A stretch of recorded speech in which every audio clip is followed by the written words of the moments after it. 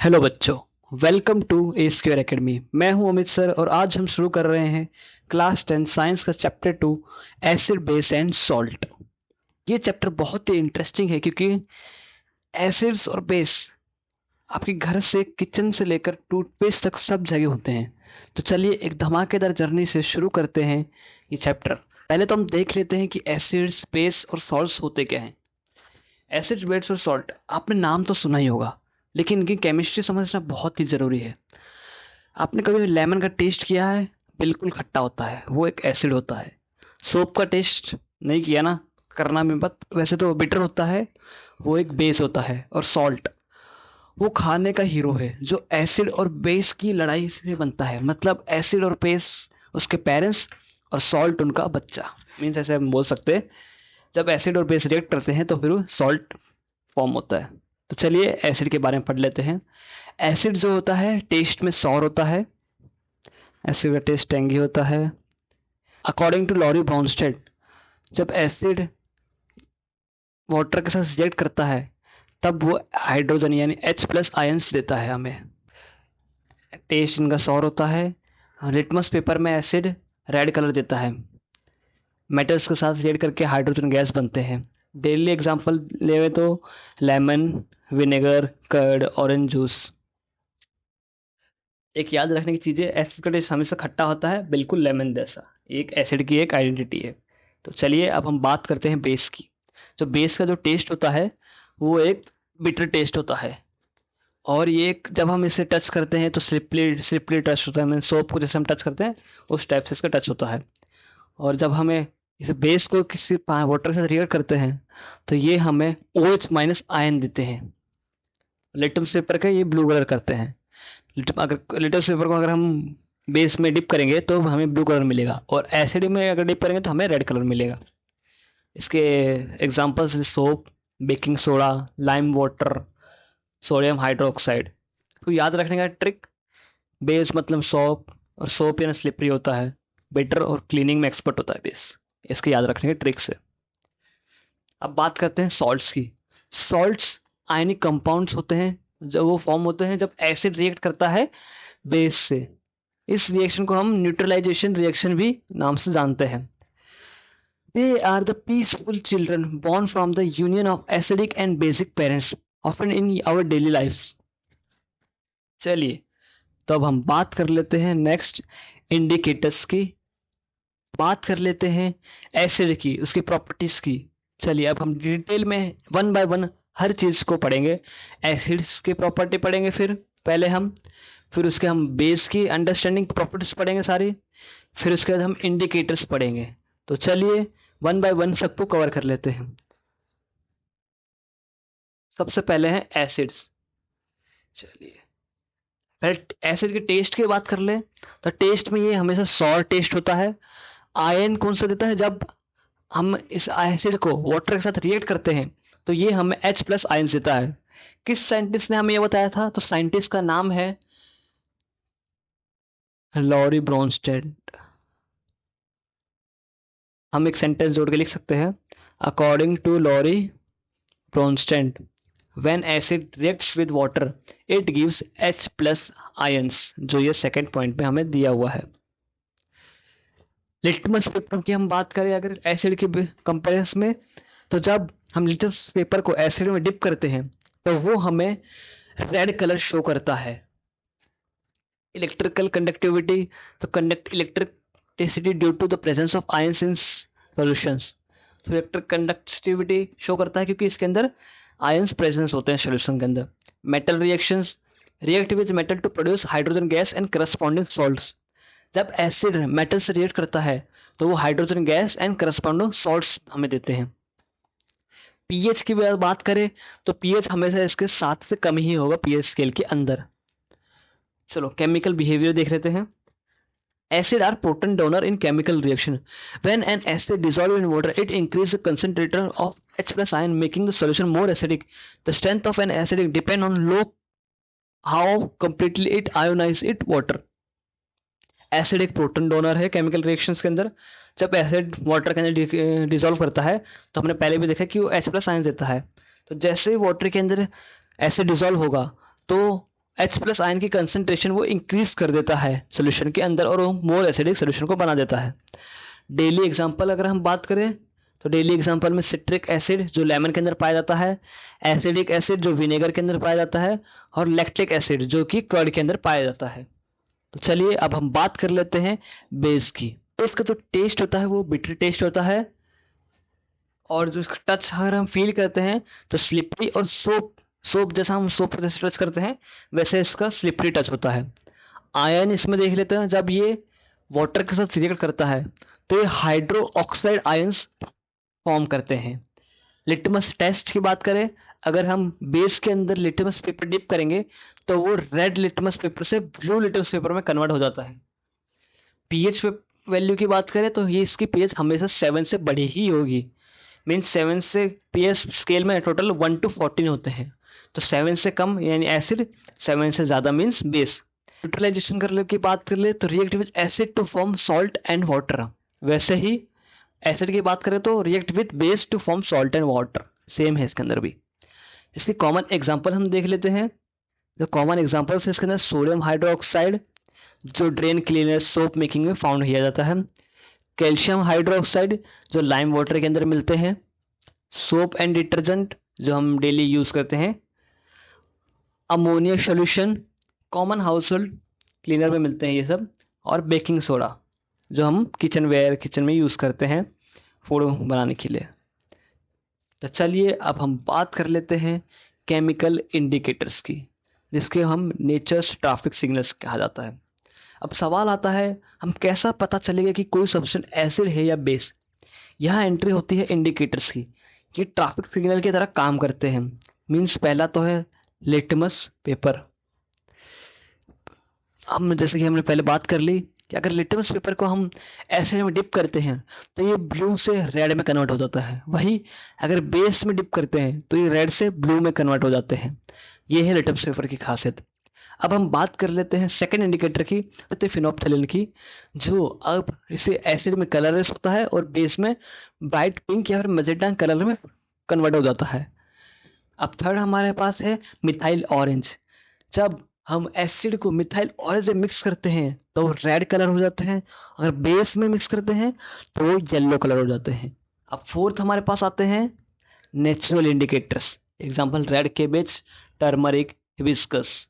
This plant-based indicator contain sinuses that respond to pH changes naturally. समग्र indicator आपको direction दिखाते हैं acid की या बेस की। चलिए अब हम आगे बढ़ते हैं और नेक्स्ट टॉपिक के देखते हैं। जब एसिड रिएक्ट करता है मेटल से तो क्या फॉर्म होते हैं। चलिए, एसिड जब मेटल से रिएक्ट करते हैं, एसिड जब मेटल से रिएक्ट करते हैं तो वो salt plus hydrogen gas form होती है। इक्वेशन हम देख लेते हैं इसकी। When acid reacts with, define रखना चाहो तो हम लिख सकते हैं when acid reacts with metals then it gives salt and hydrogen gas. Example के टाइप में हम लिख सकते हैं, मेटल हम ले लिए हैं, हमने मेटल लिया है जिंक का, एंड हमने एसिड लिया है H2SO4 जो एक सल्फ्यूरिक एसिड है, तो फिर वो हमें मिलते हैं जिंक सल्फेट हमें फॉर्म करते हैं ZnSO4 एंड हाइड्रोजन गैस हमारी फॉर्म हो जाती है।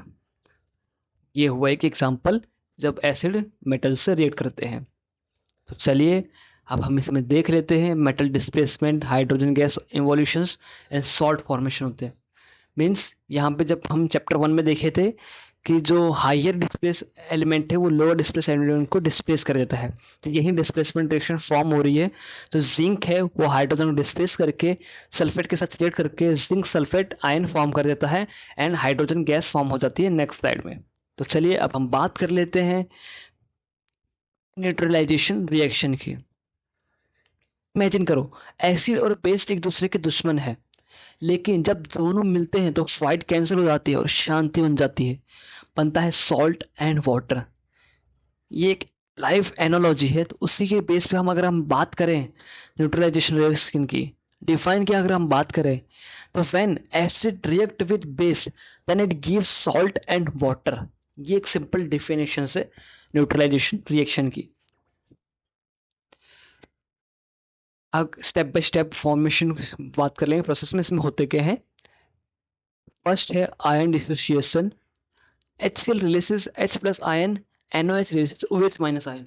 यहाँ पे एग्जांपल है एसिड का जो HCl है, बेस का जो NOH है। यहाँ पे फिर हमारा सॉल्ट प्लस वाटर फॉर्म हो जाता है। तो चलिए बात कर लेते हैं। HCl जो कि एक है एसिड, NOH जो कि एक है बेस, एंड NaCl जो कि हमें मिल चुका है सॉल्ट। तो जब HCl रिलीज करते हैं H प्लस आयन, यहाँ पे आयन डिसोसिएशन होते हैं। HCl H plus ion dissociation करेंगे क्योंकि वो एसिड है, क्योंकि कोई भी एसिड अगर वाटर से रिएक्ट करता है तो वहाँ पे H प्लस आयन्स फॉर्म होते हैं लॉरेल ब्रोंस्टीन के अकॉर्डिंग, और बेस में OH माइनस आयन डिसोसिएट होते हैं। अब सेकेंड बात कर लेते हैं वाटर फॉर्मेशन की। तो HCl में से H प्लस आयन डिसोशिएट हुए एंड NOH में से OH माइनस आयन डिसोशिएट हुए, तो ये दोनों मिलके फॉर्म करेंगे वाटर। अब सॉल्ट फॉर्मेशन होगा थर्ड स्टेप में। सॉल्ट फॉर्मेशन कैसे होगा? HCl में से हमारा Cl बचा हुआ है, NaOH में से हमारा NaOH में से Na बचा हुआ है, तो Na एंड Cl फॉर्म करेंगे NaCl सॉल्ट। वो कंबाइन करके NaCl sodium chloride salt form करेंगे, जो एक टेबल सॉल्ट है जो हमारे डेली यूज में फूड में यूज होते हैं। अब हमारी एनर्जी रिलीज होगी, मीन्स हीट के फॉर्म में एक हमारी एनर्जी यहाँ पे रिलीज होगी। फिर पीएच न्यूट्रलाइज होगा एंड जो पीएच बनेगा इस न्यूट्रलाइजेशन रिएक्शन का वो 7 के इक्वल होगा। मीन्स एसिड का जो पीएच है वो 7 के लेस देन 7 होता है, एंड बेस का जो पीएच है वो मोर देन 7 होता है, एंड जो सॉल्ट है वो इक्वल टू 7 होता है, यानी न्यूट्रल होता है, ना ही 7 से कम ना ही 7 से ज़्यादा। तो चलिए अब हम बात कर लेते हैं नेक्स्ट स्लाइड की, जो कि है कार्बोनेट्स एंड एसिड। कार्बोनेट और बाइकार्बोनेट एसिड के साथ रिएक्ट करके salt and carbon dioxide gas, hydrogen gas बनते हैं।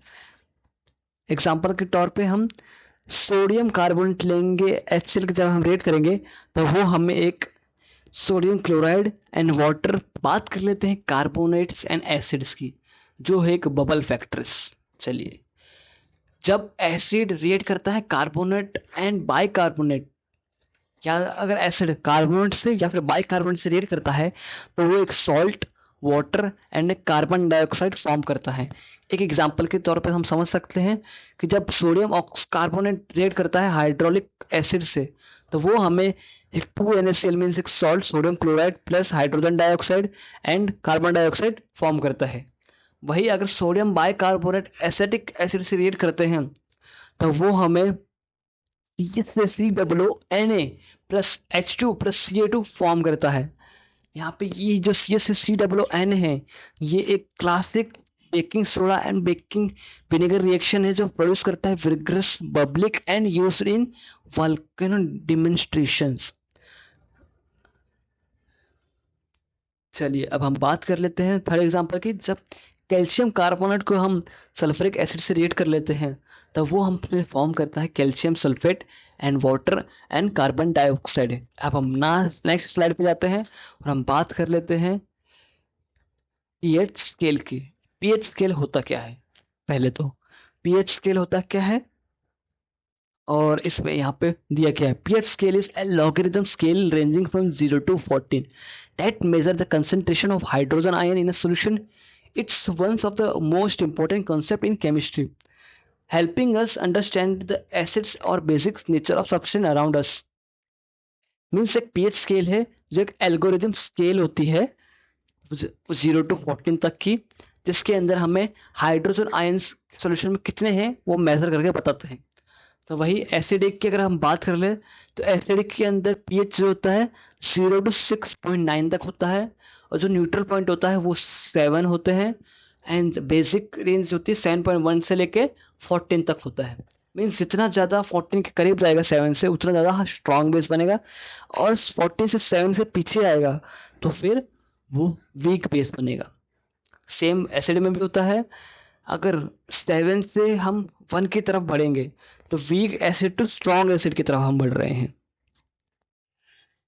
चलिए, अब understanding the logarithm scale, each unit of the pH scale represent a 10-fold change in acid. This means pH 2 is 10 times more than acidic pH 10. pH 1 is 100 times more than pH 3. pH 0 is 1000 times more than acidic pH 3. अब stomach की acidity की बात कर लेते हैं. जब stomach में जो एसिड होता है उसका pH कितना होता है? तो स्टमक में एसिड होता है, उसके अंदर pH होता है 1.5 to 2 pH. अब पानी की बात कर ले, पानी एक न्यूट्रल है तो उसका pH हमेशा 7 होगा. टूथपेस्ट की जो एक बेस है, एंड बेस का pH हमेशा 7 से ज़्यादा होता है. तो 7 से ज़्यादा मीन्स इसका pH 8 और 9 के बीच में आते हैं. और सोप भी एक बेस है, बट ये एक स्ट्रॉन्ग बेस में माना जाता है जिसका pH 9 to 10 में आता है. तो एक एनालॉजी देख लेते हैं जिससे हमें याद करने का एकदम अच्छे से तरीका होता है. pH स्केल को मतलब मीन्स एक थर्मामीटर समझो जो बताता है कि कितना गर्म मीन्स एसिडिक है या कितना ठंडा यानी बेस है. मीन्स ऐसे हम याद रख सकते हैं इसको कि कैसे हमारा pH स्केल है, यूज होता है. अब हम बात कर लेते हैं सॉल्ट्स की. चलिए, सॉल्ट्स न्यूट्रलाइजेशन रिएक्शन से बनते हैं. एसिड और बेस की शादी होती है और उनका एक बच्चा होता है जिसका हम नाम रख देते हैं सॉल्ट. अरे एक मजाक था. Means salt is form when the acid reacts with base, it form as salt and water. कुछ कॉमन एग्जांपल हैं सॉल्ट्स के. हम बात कर लेते हैं टेबल सॉल्ट जो हमें डेली यूज करते हैं, NaCl, बेकिंग सोडा जिसका फॉर्मूला होता है NaHCO3 जिसको हम सोडियम बाइकार्बोनेट बोलते हैं, वॉशिंग सोडा जिसका फॉर्मूला होता है Na2CO3 जिसको हम सोडियम कार्बोनेट बोलते हैं, plaster of Paris calcium sulphate, Epsom salt जिसको हम मैग्नीशियम सल्फेट भी बोलते हैं. अब हम बात कर लेते हैं importance of salts in daily life. चलिए, सबसे पहले हम बात कर लेते हैं बेकिंग सोडा की. जो बेकिंग सोडा है उसका फॉर्मूला होता है NaCO3 जो केक्स को फ्लफी बनाता है और एंटासिड्स में यूज होता है. अब सेकंड की हम बात कर लेते हैं वॉशिंग सोडा की. चलिए, अब हम बात कर लेते हैं, पहले हमने बेस पढ़ लिया देख लिया है, अब हम बात कर लेते हैं वॉशिंग सोडा की जो क्लोथ्स और यूटेंसिल को क्लीन करने में यूज होता है. थर्ड हम बात कर लेते हैं प्लास्टर ऑफ पेरिस की जो कि या तो डॉक्टर्स यूज़ करते हैं या तो जो घर बनाने वाले तो हैं वो प्लास्टर करने में यूज़ करते हैं. डॉक्टर्स जब हमें कभी फ्रैक्चर्स हो जाते हैं तो प्लास्टर जो वाइट कलर का होता है जो प्लास्टर्स ऑफ पेरिस होता है, POP मीन्स. सोचो यार, अगर हमारे पास सॉल्ट नहीं होता तो उसके बिना ज़िंदगी कितनी बोरिंग होती. आज हमने बहुत कुछ पढ़ लिया है तो उसकी एक छोटी सी समरी कर लेते हैं. एसिड्स जो होते हैं वो सॉर होते हैं और H+ आयन देते हैं. बेस जो होते हैं बिटर होते हैं और OH- आयन देते हैं.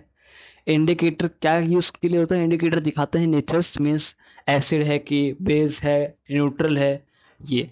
और फिर हमने बात की न्यूट्रलाइजेशन रिएक्शंस की जो कि एसिड एंड बेस के रिएक्ट करके सॉल्ट एंड वाटर फॉर्म करते हैं.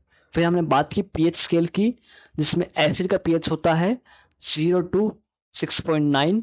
फिर हमारे न्यूट्रलाइजेशन में सॉल्ट का जो पीएच होता है वो 7 एंड जो बेस का पीएच होता है 7.1 से 14 तक की. बस दोस्तों इतना ही था आज के लेक्चर में. मुझे उम्मीद है आपको एसिड बेस और सॉल्ट अब बोरिंग नहीं लग रहे होंगे बल्कि इंटरेस्टिंग लग रहे होंगे. आपको लेक्चर कैसा लगा कमेंट में ज़रूर बताना. और हाँ, इस स्क्वायर एकेडमी को सब्सक्राइब करना ना भूलना. मैं हूँ अमित सर, मिलता हूँ आपको नेक्स्ट वीडियो में. Thank you.